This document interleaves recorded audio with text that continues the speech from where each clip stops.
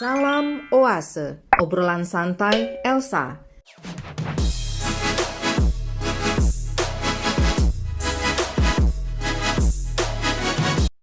Sebelum melanjutkan obrolan santai ini, jangan lupa subscribe, nyalakan lonceng, like, komen, dan share video ini.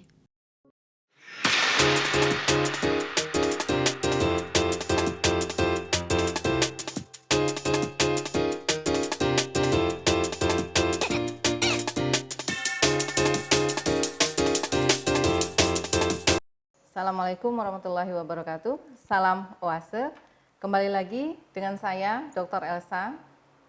Melihat respon dari sahabat Oase, maka obrolan santai Elsa tetap kita jalankan untuk episode hari ini dan mungkin selanjutnya. Sekarang saya sudah bersama Ibu Yulita. Ibu Yulita. Saya sudah bersama Ibu Yulita di daerah Kalimantan Barat, tepatnya Bengkayang ya Bu ya. Dan di sini saya sudah bersama dengan Bu Wahyu. Saya panggilnya Bu Wahyu apa Bu Nian ini? Karena sebagian memanggilnya Bu Nian. Iya, monggo kerjaan. Ya, dengan Bu Wahyu kita berbincang di sini tentang bagaimana mendampingi anak-anak kita sebagai peserta didik di rumah selama pembelajaran jarak jauh atau pembelajaran dari rumah. Ini kan banyak kendala ya Bu ya, apalagi mungkin faktor sinyal, mungkin faktor HP atau faktor yang lain. Apalagi Bu Wahyu ini bekerja dan mungkin di tempat lain itu adalah faktor sinyal. Sekarang saya ke Bu Wahyu dulu ya Bu, untuk ya kita ngobrol lah, apa nih kendala yang dihadapi ketika mengajarkan atau mendampingi anak-anak belajar di rumah. Silakan Bu Wahyu. Oke, terima kasih. Assalamualaikum warahmatullahi wabarakatuh. Waalaikumsalam. Terima kasih kepada Oase yang telah memberikan ruang dengan banyaknya pakar yang mungkin sudah diundang. Kalau di sini saya hanya mau berbagi saja yang mungkin sudah saya alami, begitu ya. Mungkin dari awal bagaimana menghadapi pandemi, pasti setiap orang tua akan mengalami kebingungan tersendiri. Betul. Mengalami kesetresan, dan itu juga saya alami, di mana alhamdulillah saya tidak hanya sekedar orang tua yang mungkin mendidik anak di rumah, tapi juga ada amanah lagi anak orang lain yang harus dididik dan banyak hal yang mungkin harus dikerjakan. Dan pastinya itu akan dihadapi oleh banyak wanita yang bekerja, yang ibaratnya semua bidang harus terselesaikan dengan baik tanpa tahu bahwa punya kesibukan yang lain begitu. Nah, di awal pandemi itu memang cukup lama saya dan anak-anak harus beradaptasi dengan kondisi gitu. Sampai kira-kira berapa lama ini adaptasinya? Karena ini pandemi sudah 1 tahun ya. Sudah satu tahun gitu ya. Bisa dikatakan 1 semester. Jadi hampir 6 bulan. 6 bulan itu harus berdamai dengan kondisi, karena saya juga tipikal orang yang habis ini saya melakukan ini gitu. Setelah pandemi seperti kayak di Allah itu kayak ini udah gak kepake nih semua agendamu gitu ya. Dan akhirnya ya seperti yang Bu Elsa ajarkan, kuncinya memang harus keikhlas, ya udah nerima gitu bahwa ini kenyataannya harus dihadapi sekarang gitu. Dan saya akhirnya ke anak-anak, yang pertama harus saya sehat dulu. Mana yang harus saya prioritaskan nih?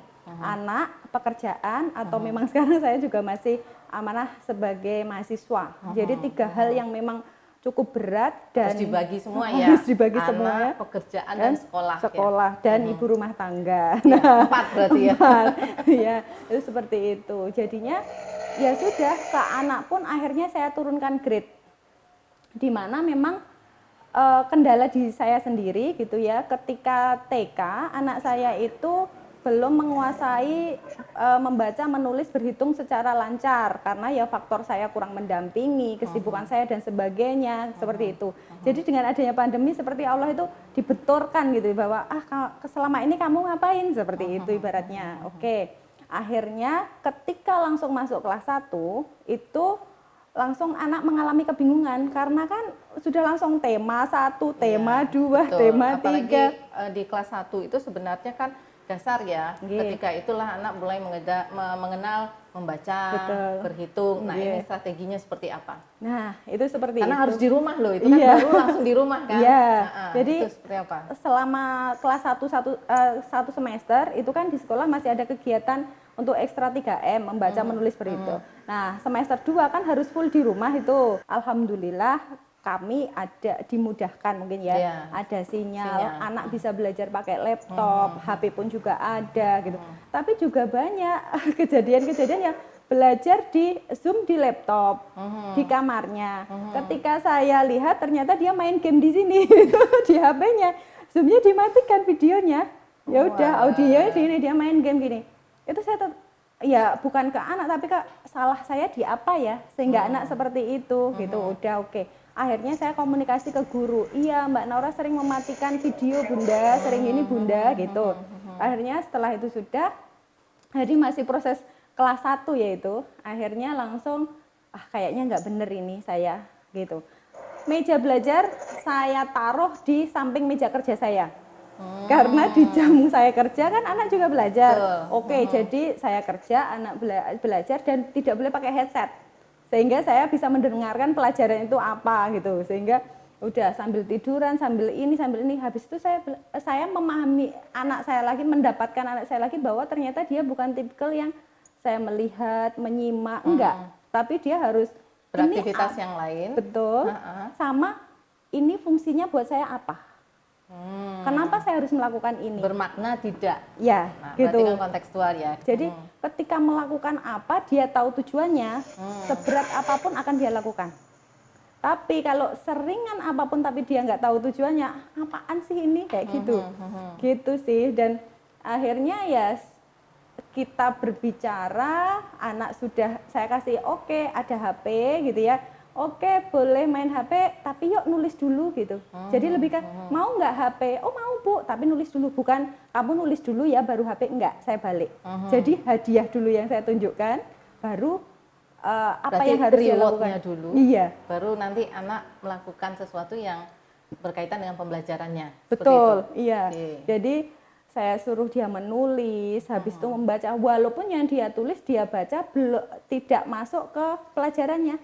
Tapi saya sampai membuat peta konsep sendiri gitu ya untuk anak-anak ini apa dan sebagainya gitu. Itu baru anak pertama.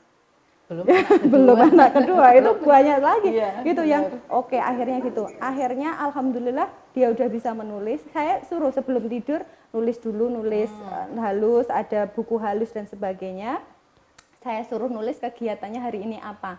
Saya sudah ini, saya mau ini, seperti itu. Dan tulisannya gitu, oke sudah. Terus tambah-tambahan, tambah kurang dan sebagainya. Memang untuk sejauh ini di kelas 2 semester 2, untuk bahasa dia bagus. Untuk matematika dia, ini apa sih seperti itu. Jadi memang harus lebih banyak saya memberikan latihan-latihan lagi. Gitu. Nah, untuk bahasa menggunakan apa supaya lebih gampang anak menerima? Ya karena kan kelas 1 ya langsung masuk, langsung pandemi ini. Bagaimana bisa anak kemudian mau membaca? Ada strategi sendiri enggak? Mungkin ini bisa menjadi motivasi bagi orang tua di luar. Oh, ini loh ternyata ada alternatif cara supaya anak mau membaca misalnya seperti itu. Kemudian ya kalau untuk berhitung mungkin ada media-media lain yang kita gunakan yang menarik anak. Nah, strategi membaca ini dulu yang saya tanyakan. Kalau strategi membaca itu sebelum tidur itu anak awalnya, jadi kami itu punya kebiasaan sebelum tidur itu harus lihat YouTube yang kisah Nabi atau dongeng berbahasa Indonesia. Nah dari awal baca judulnya dulu, habis itu dalamnya apa, dan alhamdulillah banyak kisah yang akhirnya menguatkan secara psikologis juga ketika dia nggak punya apa, tuh Nabi Muhammad di usia berapa nggak ada bapak, toh oh iya sekian nggak punya ibu kak, oh iya berarti kita lebih ini gitu. Jadi tidak hanya sekedar belajar membaca, tapi akhirnya belajar kehidupan gitu. Terus ketika ketemu cerita Nabi Ismail, dia itu kan pernah ditaruh di padang pasir sama Siti Hajar, tanpa bekal apapun dia kehausan. Ibunya lari pontang-panting, akhirnya keluar air zam-zam itu membuat kan dia merasa gini, pengennya kalau ada kuis dari bunda udah saya tidur aja selesai gitu. Nah dari itu saya ajarkan itu kayak gitu. Nabi Ismail, oh iya ya Bu, ya udah Mbak Nora kerjakan walaupun hasilnya nanti kayak Tapi apa. menggunakan YouTube tadi ya, ada hal yang YouTube. menarik ya. Artinya Iya. ketika mengajarkan bahasa terhadap anak Iya. usia dini lah itu ya, dalam arti kata usia emas ya itu menggunakan hal yang menarik, berarti menggunakan gambar bergerak atau hanya gambar, mungkin Iya. buku bergambar juga bisa sebenarnya gitu kan. Iya. Kemudian dicoba dengan gambar yang bergerak melalui YouTube. Iya, Nah, ini kan kalau jaringan bagus betul. dan fasilitas lengkap. Ya. Saya ke Kalimantan dulu. Monggo, silakan. Mau ngobrol dengan ibu yang ada di Bengkayang. Ini kan sempat kita ngobrol tadi ya Bu, di awal tadi mengatakan untuk pembelajaran HP hanya satu. HP itu pun dibawa Bapak kadang-kadang. Nah, itu bagaimana Bu? Ibu mengatasi kondisi tersebut ketika mengajarkan atau mendampingi anak ibu yang kelas 2 SMP ketika HP dibawa oleh Bapak. Itu solusinya gimana Bu? Cara Ibu untuk mendampingi anak Ibu? Iya, selamat pagi Bu. Selamat pagi. Salam Owate. Ya. Ya. Saya sebagai ibunya Iya. mengajar, menjelaskan di rumah pelajaran yang disampaikan oleh guru. Karena selama pandemi ini kan mereka jarang pergi sekolah. Iya. Pakai online, kadang rolling gitu mereka. Terus udah 1 bulan ini mereka seminggu itu sekali masuk gitu, mengambil dengan mengerjakan tugasnya. Lalu pulang ke rumah saya tanyakan sama anak gitu, apakah belajar atau tidaknya gitu. Sering saya dampingi dia biar enggak betul-betul belajarnya gitu. Nah, ini adiknya sendiri biasanya ketika tidak mengerti bertanya enggak ke guru di sekolah? Tanya Ada. Melalui apa bertanyanya? melalui online. WhatsApp? Online? Ya. Oke. Bu, ketika mengajar itu ada kendala enggak, Bu? Mengajarkan, kan mata pelajarannya banyak nih Bu, ada matematika, ada bahasa Indonesia dan segala macam, itu ada kendala enggak Bu ketika mendampingi anak belajar di rumah? Ada Bu. Banyak adanya atau sedikit adanya nih? Banyak kendalanya. Baik. Nah, yang banyak itu apa? Kalau kami boleh tahu itu apa? Biar ini orang tua yang lain juga mendengarkan bagaimana kondisi orang tua di Kalimantan tentang bagaimana mendampingi anak ketika belajar di rumah. Nah, yang banyak ini apa Bu? Kendalanya itu, masalah saat mendampingi anak belajar di rumah. Tentang pelajarannya Bu. Tentang pelajarannya. Itu gimana? Yang mana pelajaran yang sulit? Rumus-rumusnya, pelajaran kayak bahasa, kayak IPA gitu, matematika gitu caranya, gimana cara menyampaikan sama anak tersebut gitu.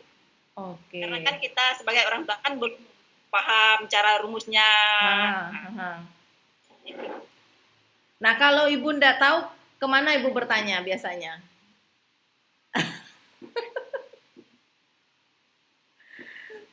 Atau didiamkan aja atau bagaimana?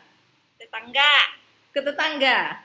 Kita tetangga yang dekat sama kita gitu. Oh, saling bertanya dengan tetangga tentang bagaimana menyelesaikan, misalnya ada yang kesulitan rumus-rumus matematika, kemudian saling bertanya ke tetangga. Seperti itu ya, Bu? Iya.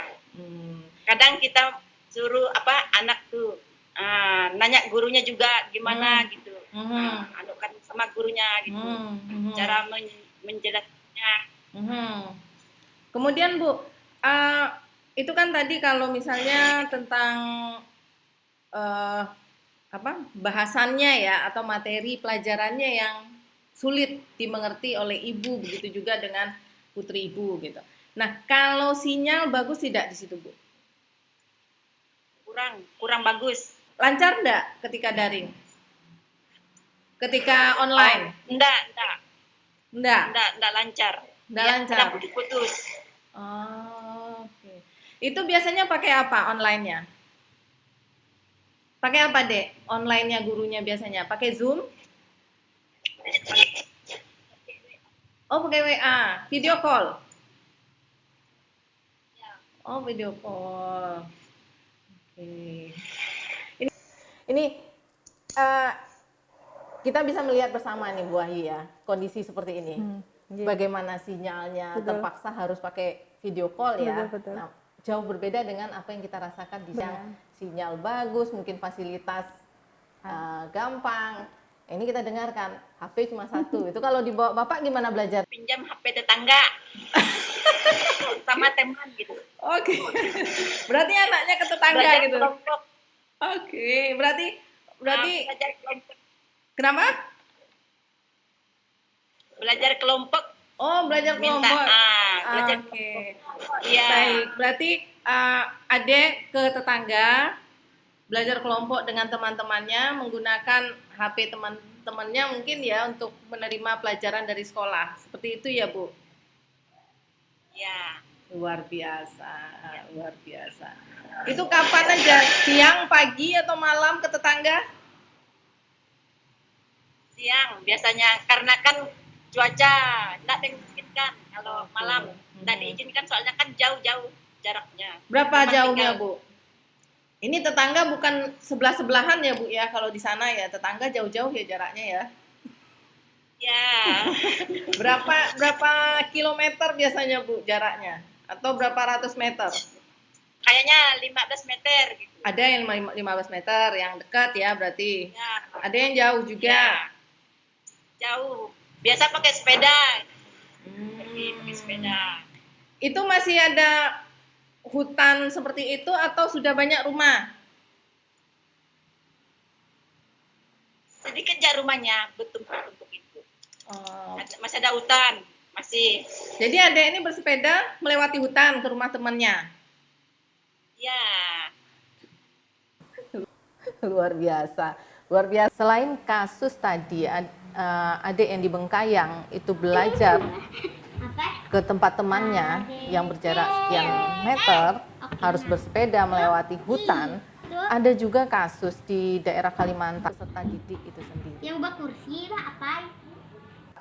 Ini luar biasa loh Bu Wahyu, Nggak ada komentar saya. luar biasa sekali. Betul. Bersepeda melewati hutan karena HP cuma satu.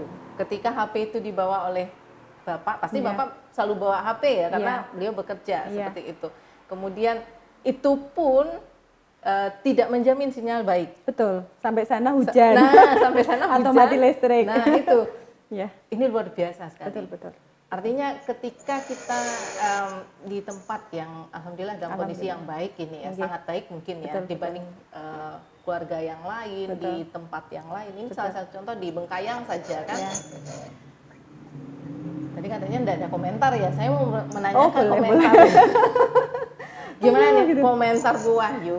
Nah, selain kan juga mahasiswa ya, Oke. juga seorang pendidik ya. Iya. Nah, ini bagaimana menurut Bu Wahyu? Ini luar biasa loh. Kalau menurut saya ini luar biasa. Iya. Karena kalau kita di sini ya aman-aman saja lah mungkin Iya. ya. Oh, tidak bisa anak baca, bisa kita seperti kata Bu Wahyu tadi pakai YouTube, menampilkan Iya. YouTube kalau Betul. sinyal bagus. Nah, Betul. kalau seperti ini bagaimana gitu. Mungkin enggak. ada ide supaya anak-anak di daerah seperti ini ada solusi juga belajar tanpa harus apa ya? Ketinggalan mungkin ya. Ketinggalan kemudian tanpa harus ya jauh, perjuangannya sangat jauh. Saya juga susah untuk ngomong sekarang karena mendengar ini harus bersepeda, harus melewati hutan, resiko. gitu, resikonya anak kelas 2 SMP lagi kan gadis ya itu ya Iya. berarti. Nah, ini bagaimana menurut Bu Wahyu? Pertama, Iya, gimana ya? Jadinya itu rasanya aku hanya Speechless ya. iya, kita hanya bersyukur di antara banyak misalkan keterbatasan kita, ternyata di luar sana juga yang berjuang lebih Iya. keras itu banyak Iya. seperti itu gitu. Jadi kalau menurut saya sebagai seorang ibu dengan segala keterbatasan, ya memang hanya bisanya memberikan yang semaksimal mungkin, tapi nggak bisa menuntut sesuai tuntutan kurikulum. Betul. Jadi yang pertama ibunya harus bahagia, anaknya bahagia, punya standar sendiri. Toh nanti kepandaian anak itu tidak hanya diuji dari matematika sekian ini Iya, sekian, betul. enggak gitu. Anak itu semuanya cerdas. Betul, tapi bagaimana dia bisa bersosialisasi atau yang penting dulu lah bagaimana etikanya dia, Betul. kejujuran dia, cara bekerja kerasnya dan sebagainya. Oke, mungkin ke tempat temannya perlu bersepeda lewat hutan dan sebagainya. Bagi saya itu bukan sampai sana misalkan sinyal mati gitu ya, bukan nggak belajar. Di situ proses belajarnya Sudah banyak, belajar sudah dia. belajar. Benar. Dia sudah belajar Sudah bagaimana belajar. dia bisa memaknai namanya perjuangan. Betul. Nah, itu kan suatu proses pembelajaran Iya. sebenarnya kalau memaknai seperti itu gitu Betul. kan. Nah, ini kan tidak semua Bu Wahyu. Nggih. Tidak semua orang berpikir seperti itu. Nah, Iya. ini mungkin dari obrolan kita nanti ini Iya. didengar oleh banyak pihak. Oh, ternyata anak itu semuanya cerdas. Iya. Jangan menuntut anak harus seperti yang kita pikirkan. Betul. Tetapi bagaimana kita melihat potensi anak kan Iya. seperti itu. Nggih. Makanya kalau saya sekarang pun memaknai belajar itu adalah ketika anak saya di rumah membantu mencuci itu belajar. Betul. Apalagi dia perempuan. Dia Betul. membantu menggoreng tempe gitu aja. Iya. Bagi dia itu prestasi. Iya. Dan bagi saya itu sangat prestasi lah Iya. banget gitu. Kakaknya yang mungkin harus setoran surat, adiknya cuma mendengarkan dengan cara bicara yang masih cedal gitu ya. Dia bisa menghafalkan. Bagi saya itu belajar gitu. Jadi mungkin selama ini yang terfokus bahwa belajar itu ini tuntutan kurikulum seperti ini, anaknya bisa begini, kok saya enggak sekarang gitu ya. Mengikuti itu. Ya kalau bisa lebih dari standar kalau enggak setidaknya ya udahlah ngikuti standar itu, tapi yang lain kompetensi yang lain tuh dipunyai gitu. Jadi bukan jadi misalkan pandai tapi egois, pandai tapi nggak tahu pekerjaan rumah, pandai tapi nggak tahu orang lain, seperti itu sih. Jadi Ya, dalam melatih pendidikan aja kan ada 3 ranah sebenarnya kan. Ada Kognitif, afektif, dan afektif, psikomotorik. Nah, ini kan betul. harus seimbang, tidak Betul. hanya kognitif. Betul. Nah, selama ini Nggih. kalau kita bisa mengatakan dalam tanda petik kesalahan Iya. persekolahan kita hanya di Kognitif. tanpa Dan- melihat ini. Dan pandemi ini sebenarnya berkah ya, sehingga yang 3 Iya, ini berjalan gitu loh. berjalan. Ha, benar. Termasuk kesehatan. Nah, dengan Betul. naik sepeda, mengayuh sepeda jauh, Betul. itu akhirnya kan kena sinar matahari, akhirnya kan berolahraga secara Iya, tidak betul. langsung seperti itu. Yang dimana mungkin bagi yang banyak fasilitas di rumah dan sebagainya malah mager, Iya, betul. malah mungkin obesitas, penyakitnya numpuk banyak ada. Jadi bagaimana kita bisa mensikapi pandemi ini dengan cara kita, cara Iya. pandang kita gitu. Betul. Karena ini nggak tahu selesainya kapan, nggak bisa lah diharapkan untuk ya udah ini hanya sampai bulan ini, setelah ini sudah enggak. Berarti kita harus berdamai. Sempat dulu pas saya kuliah gitu ya dengan pembimbing saya mengatakan bahwa pendidikan dasar di Indonesia itu jauh lebih berat daripada pendidikan dasar di Singapura. Gitu. Jadi, Kalau di Singapura lebih ke psikomotorik anak-anak dilatih. nah, Psikomotorik dan afektif. nggih. Kognitif tuh nanti, itu Iya. bisa menyusul gitu. Nah, Prinsipnya seperti itu. Kita mungkin berbeda, Kita kebalik malah, mungkin. Iya, Nah, kebalik malah kognitifnya yang lebih dulu dibanding betul. afektif dan psikomotoriknya. Ini saya kembali sedikit Monggo, ke monggo. Bu. Ibu Yulita. Ibu Yulita. Baik. Ya. Bu Yulita, tadi kan saya sudah mendengar, adik kalau misalnya kesulitan belajar, kesulitan mendapatkan penjelasan, kemudian kesulitan dengan sinyal, itu pergi ke rumah teman, ya kan, bersepeda. Ada khawatir nggak, Bu? Khawatir. Khawatir ya? Karena dari rumah kan dia sendiri, ya. Oh, sendiri. Tidak Khawatir. ibu temani berarti ya? Ya. Berarti sendiri berangkatnya. Iya sendiri. Adik sendiri ketika bersepeda tuh ada rasa takut enggak? Kan melewati hutan. Ada. Oke. Nah, ketika di rumah teman yang dipelajari apa biasanya?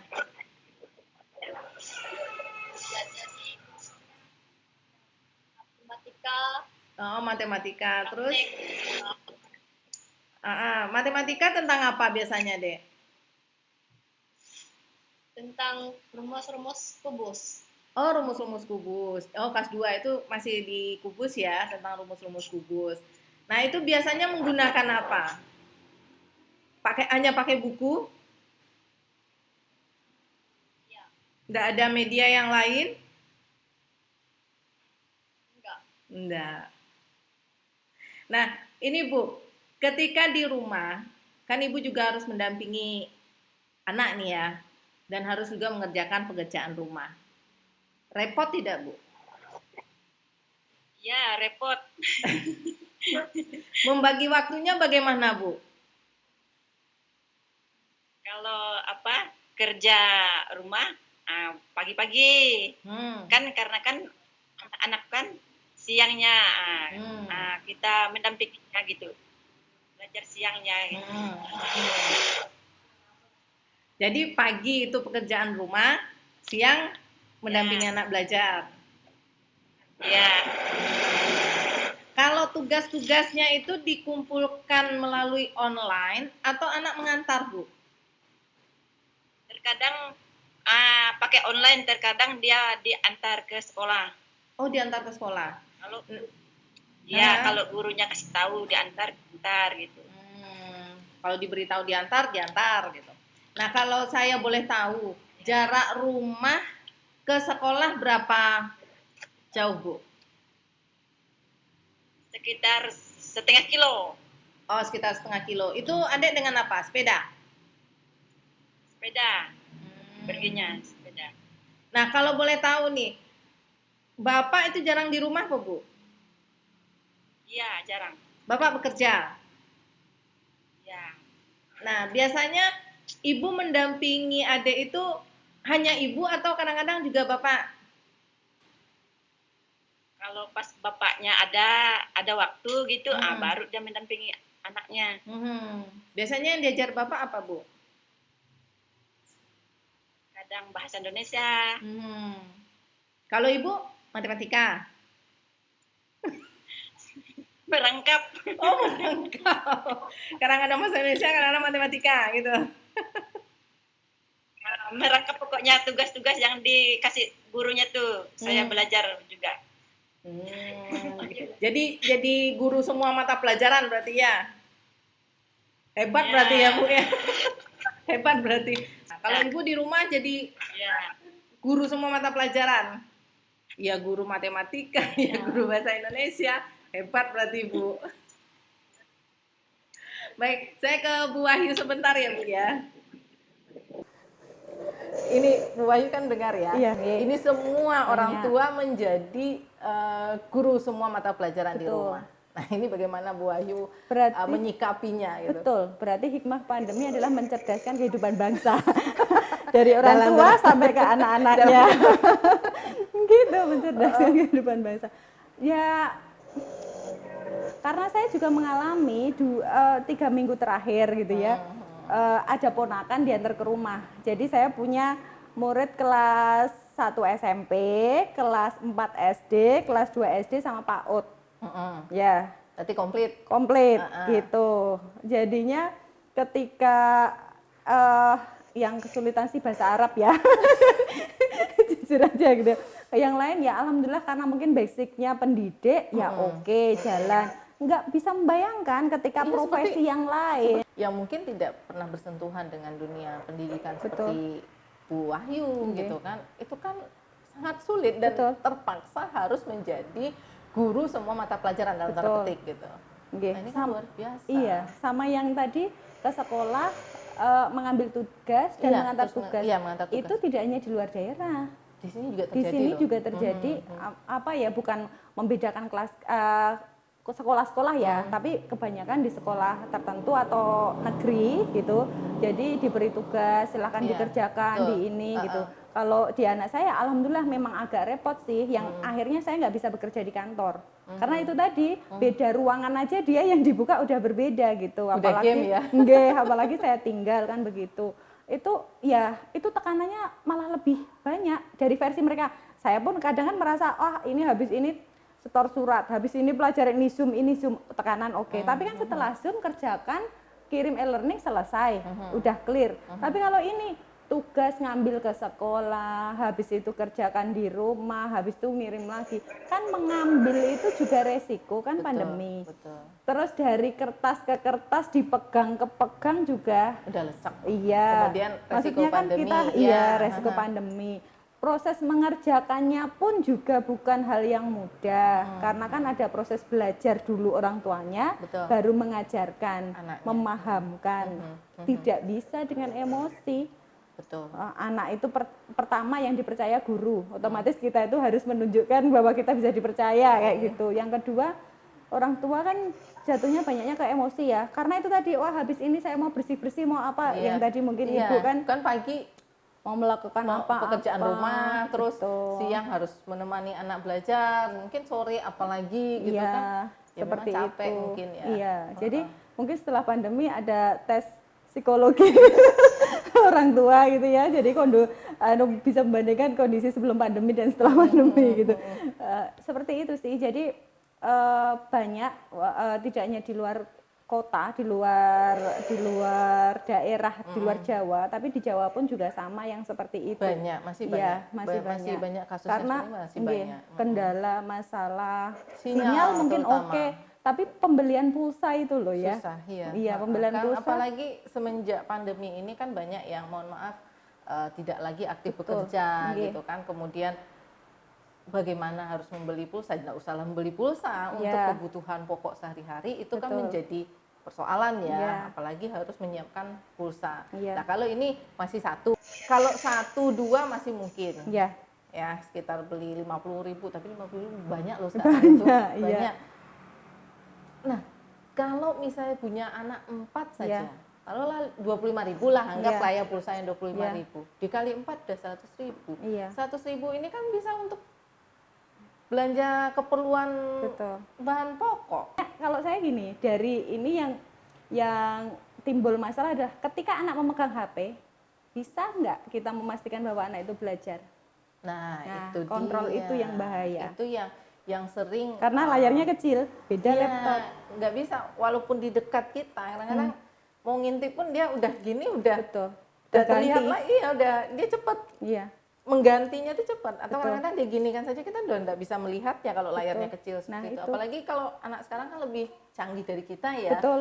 Pakai layar yang hitam itu Betul. dimiringkan dikit aja tuh udah Nggak bisa. nampak apa Nah, yang itu. mereka perhatikan. Ini Nah, yang itu. kontrol yang harus kita ya mungkin jadi PR kita bersama lah ya, bagaimana Iya. mengontrol anak. Ya mudah-mudahan ini pandemi ini segera selesai dan sekolah sudah langsung Iya. offline. Nah, kembali ke sekolah ketika offline. Offline. Menurut Bu Wahyu gimana? Offline setelah pandemi. Ini kan Apa? kabarnya Juli sudah mau offline. Ya. Itu bagaimana? Sebelum kita tutup ini. Ya. Kalau saya sendiri belum bisa mengatakan iya ataupun tidak. Apalagi kalau anak SD ya. Betul. Hei, maskermu cantik. Kita gantian Tuker. dong ya. Itu. Betul. Ya mana Iya. tahu kan anak-anak gitu kan. Iya, mending itu masker ya. Yang satu bawa minuman apa, ini minuman Nah. apa, pakai sedotan yang berbeda. Nah, itu terjadi. Nah, saya pertama itu adalah jiwa dulu sih. Jiwa, jadi keselamatan jiwa anak dulu. Baru setelah itu yang lainnya gitu. Jadi masalah pendidikan itu penting, tapi keselamatan jiwanya lebih penting. Karena anak saya masih sekolah dasar gitu, yang satu SD, satu PAUD. Jadi otomatis mau walaupun ketika dikasih tahu jaga jarak ya itu kalau ingat, tapi banyak lupanya kalau anak-anak, betul. karena kan senang bertemu dengan Iya. teman gitu. Apalagi udah lama tidak bertemu dengan teman-teman, Betul. saat bertemu ya langsung seperti bertemu orang baru gitu Nggih. kan, langsung mungkin ingin peluk-pelukan. Nah, iya. Jadi ketika ditetapkan misalkan Juni atau Juli, ya belum bisa mengatakan iya atau tidak, hanya ya lihat kondisi nanti. Mungkin yang untuk anak SD atau PAUD itu belum bisa. Iya. Saya pikir seperti itu karena apa? Anak-anak Termasuk itu- mahasiswa loh. Iya sih Kelas malam juga. sebenarnya. Kenapa? Karena mahasiswa itu udah bisa belajar mandiri. Jadi daripada dia berkumpul menimbulkan suatu kerumunan baru, dia udah bisa mandiri. Jadi mungkin malah yang tengah-tengah kayak SMP, SMA itu kan dikasih tahu udah bisa. Tapi butuh pertemuan. Karena kan orang tua harus mengajarkan. Tapi kan mahasiswa udah bisa dilepas untuk belajar sendiri dan sebagainya. Daripada dia berkumpul ya. Mahasiswa menakutkan ya berkumpul. Baik, ini sebagai penutup.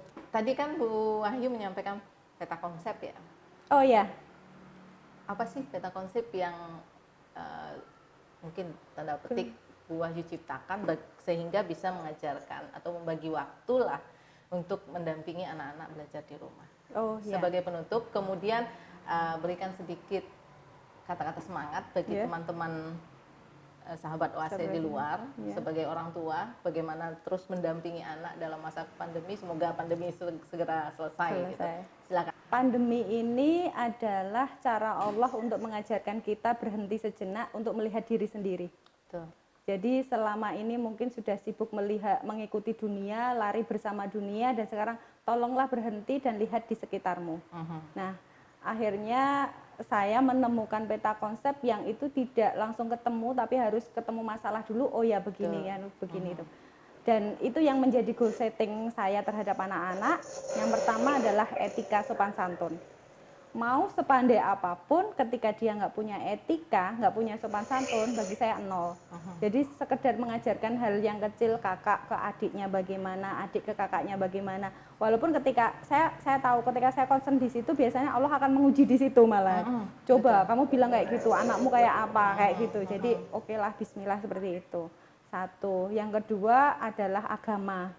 Gitu. Jadi alhamdulillah hikmah pandemi ini menjadikan kami lebih ke ya udah semuanya ke Allah gitu. Jadi sekedar adik itu kan karena sering nonton YouTube dan lihat gambar-gambar yang mungkin mainan-mainan itu. Ibu minta ini ya, dia nggak bisa dikatakan enggak, itu nggak bisa. Oh ya, tapi minta Allah ya. Oh ya, yuk Bismillahirrahmanirrahim. Jadi setiap ada mainan dia mengucapkan Bismillah. Bismillahnya berapa kali Bismillah dia ucapkan gitu ya. Ya udah saya menganggap itu sebagai ibadahnya. Itu seperti itu. Dia lega, saya lega, ya udah. Itu seperti itu agama. Terus pendidikan formal. Pendidikan formal kenapa mata harus pelajaran di sekolah, mata ya? pelajaran di sekolah atau iptek ya, ilmu teknologi dan sebagainya itu butuh karena kita hidup di lingkungan yang memang seperti ini. Harus ibaratnya mau jadi apapun yang harus punya bekal gitu. Walaupun nggak jadi yang terbaik, memang cita-cita semua orang lah ya, ingin anaknya yang terbaik. Tapi kalau nggak jadi yang terbaik, saya bilang jadilah yang terbeda versi baik. Itu karena jadi yang terbaik itu wah stresnya tinggi mungkin. Tapi jadi yang beda kadang itu hanya hal yang kecil gitu, tetapi beda untuk yang baik gitu. Yang keempat adalah kalau saya gitu ya melatih anak, oke, biasanya pendidikan itu kan orang tua menyiapkan anak untuk jadi pegawai. Ini oke, silakan mau punya impian itu oke. Tetapi di lain sisi saya mengajarkan keterampilan. Jadi skill. Jadi makanya senang anak bisa ikut sanggar tari lagi atau apa selain belajar Wirogo Wiromo Wiroso ya, saya karena dari Jawa gitu ya. Nah di situ anak belajar keterampilan, mungkin kedepannya dia bisa menciptakan lapangan pekerjaan gitu. Jadi tidak berpikir bagaimana saya jadi pegawai saja, tapi juga bisa jadi ini. Itu begitu. Itu untuk peta konsepnya. Jadi yang lainnya monggo disesuaikan dengan kondisi masing-masing. Dan itu mari kita berjuang bersama untuk mewujudkan impian setiap keluarga gitu. Terima kasih Bu Wahyu. Bu, ada tidak saya minta semangat dari ibu. Nanti saya juga minta ke adik untuk memberikan semangat ke teman-temannya melalui OAC ini. Silakan Bu, mungkin kata semangat untuk orang tua tetap mengajar atau mendampingi anak belajar di rumah. Silakan Bu, kalau ada kata semangat. Ya, saya sebagai orang tuanya, sebagai mamanya, saya support dengan anak walaupun keadaan seperti ini, saya tetap menyemangatkannya supaya dia bisa semangat, rajin, belajar dengan tekun. Tetap saya semangatkan dia, misalkan semangat walaupun keadaan seperti ini, walaupun ekonomi alat-alat kurang lengkap lah gitu betul, ya. Betul. Saya semangat. Terima kasih. Sekarang saya ke Ade. Ada enggak ini Dek, tolong sampaikan. Yuk teman-teman tetap belajar. Silakan untuk menyampaikan kata-kata semangat untuk teman-temannya. Jangan pernah patah semangat untuk menggapai cita-cita kita dengan cara belajar. Dengan cara belajar yang rajin ya. Walaupun dalam kondisi bagaimanapun. Seperti itu ya. Semangat deh. Gitu ya. Terima kasih Bu Yulianti, terima kasih Dek sudah bergabung di OASE, sudah memberikan kata semangat, sudah berkesempatan ngobrol. Kami dapat pengetahuan baru. Kondisi di sana, bagaimana seorang peserta didik dan orang tua menghadapi kondisi pandemi ini dengan segala keterbatasan luar biasa. Saya sampai susah ini untuk menyampaikan apa yang ingin saya sampaikan seperti itu. Terima kasih ya Bu. Sampai bertemu lagi. Salam OASE Bu. Terima kasih. Gitu Bu Wahyu, sudah berkenan hadir di OASE kali ini. Saya mengucapkan terima kasih yang tulus atas kehadiran. Mudah-mudahan kita berharap apa yang kita obrolkan ini bisa menjadi pengetahuan bersama. Betul. Bagi orang tua yang sedang mendampingi anak-anak untuk belajar di masa pandemi ini. Iya.